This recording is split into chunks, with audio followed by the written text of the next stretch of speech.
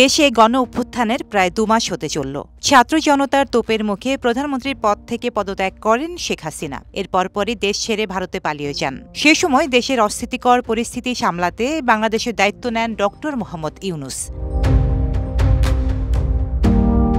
গঠন করা হয় একটি অন্তর্বর্তীকালীন সরকার, যেখানে প্রধান উপদেষ্টার দায়িত্ব গ্রহণ করেন ডক্টর মোহাম্মদ ইউনূস। কিন্তু দায়িত্ব গ্রহণের ১.৫ মাস পেরোতে না পেরোতেই বকেয়া অর্থ পরিশোধে বিদেশি চাপের মুখে পড়েন তিনি।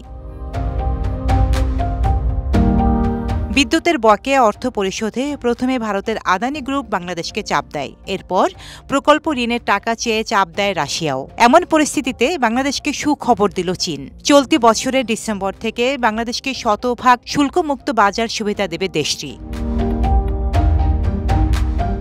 সোমবার চীনা দূতাবাস জানায়, গত ৫ই সেপ্টেম্বর প্রেসিডেন্ট শি জিনপিং চীন আফ্রিকান শীর্ষ সম্মেলনে স্বল্পোন্নত দেশকে ১০০% শুল্কমুক্ত বাজার সুবিধা দেওয়ার ঘোষণা দিয়েছেন।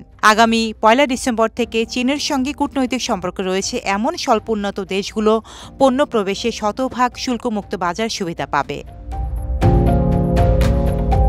এর আগে ২০২২ সালে চীন ৯৮% বাংলাদেশি পণ্যে শুল্কমুক্ত সুবিধা দেয়, যার মধ্যে চামড়া ও চামড়াজাত পণ্য সহ ৩৮৩টি নতুন পণ্য ছিল। ২০২০ সালে ৯৭% বাংলাদেশি পণ্য এই সুবিধা পেত। বাংলাদেশে নিযুক্ত চীনের রাষ্ট্রদূত ইয়াও ওয়েনের থেকে পাওয়া তথ্য অনুযায়ী সরকার গঠনের পর চীন থেকে সবচেয়ে বেশি সরাসরি বিদেশি বিনিয়োগ এসেছে, যার পরিমাণ $৮ মিলিয়ন।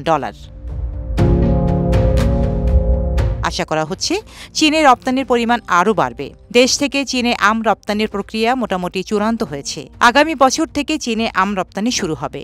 সেই সঙ্গে কাঁঠাল ও পেয়ারার মতো অন্যান্য ফলও রপ্তানি করা হবে। ডেস্ক রিপোর্ট, সাম্প্রতিক দেশকাল।